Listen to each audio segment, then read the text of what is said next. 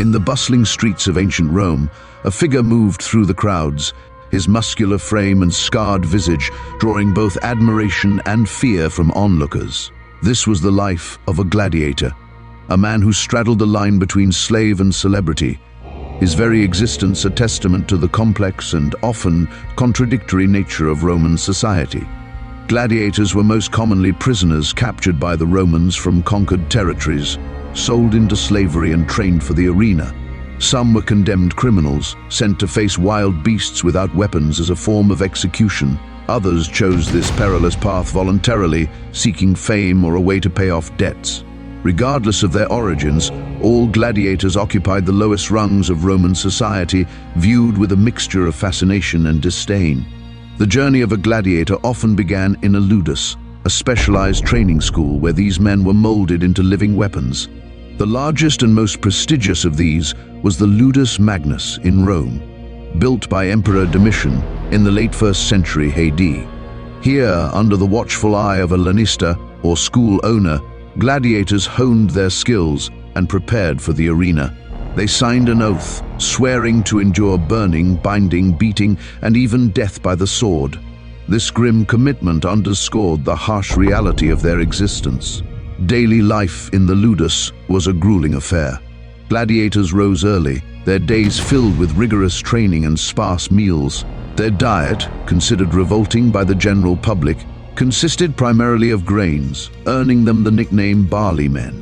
This high-carbohydrate regimen was designed to build a layer of protective fat, shielding vital organs from shallow cuts in the arena. Despite the monotony of their meals, gladiators were well cared for, with access to expert medical attention to ensure they remained in peak fighting condition. Training was relentless and specialized. Each gladiator was assigned a specific fighting style, complete with its own set of weapons and armor. Retiarii, wielding nets and tridents, trained separately from heavily armored myrmilones.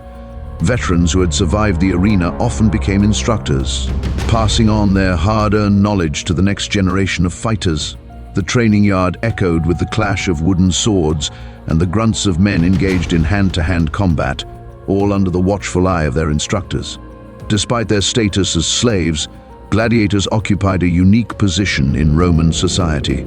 They were simultaneously reviled and revered, their very existence a source of moral conflict for many Romans. The famous orator Cicero captured this paradox, praising the bravery of gladiators while lamenting their lowly status. This duality was reflected in every aspect of a gladiator's life, from their living conditions to their public reception. In the arena, gladiators transformed from slaves into heroes.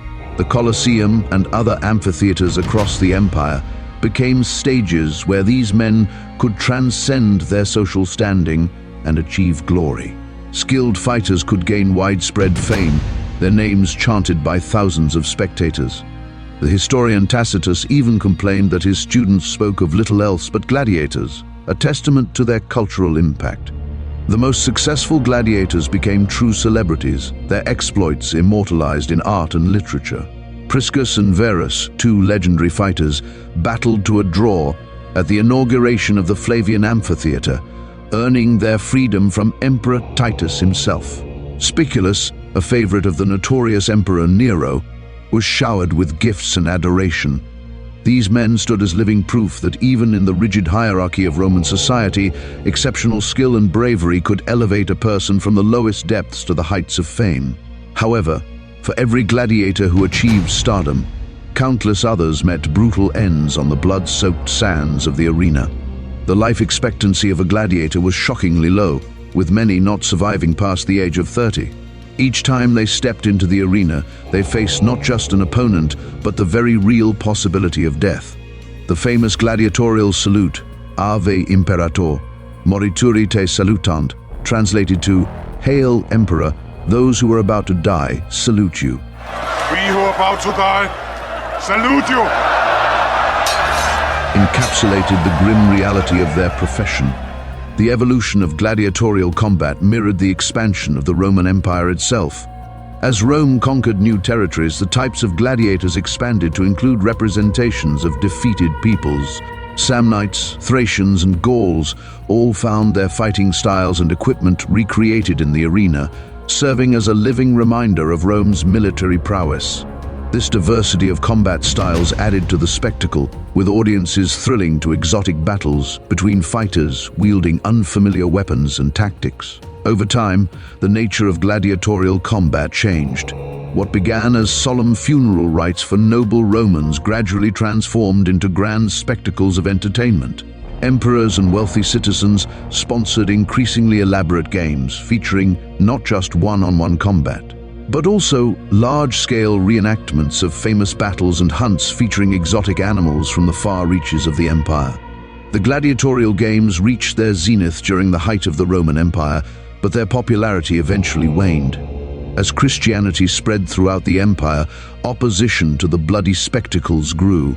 In 325 CE, Constantine I issued the first known imperial order against gladiatorial combat, although it would take nearly a century for the practice to be completely abolished. Perhaps the most famous gladiator of all was Spartacus, a Thracian warrior who led the largest slave rebellion in Roman history. His story captures both the harsh realities and the romantic allure of the gladiator's life.